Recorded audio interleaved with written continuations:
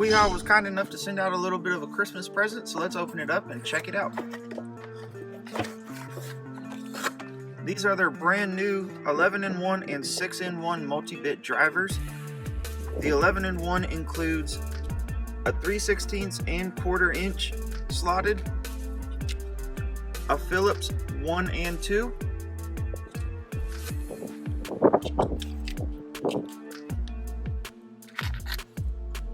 a T20 and T25 Torx, a square 1 and 2, as well as a 1/4 inch,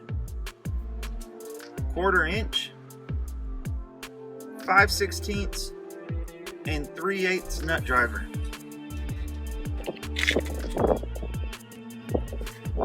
The 6-in-1 includes a 3/16 and 1/4 inch slotted,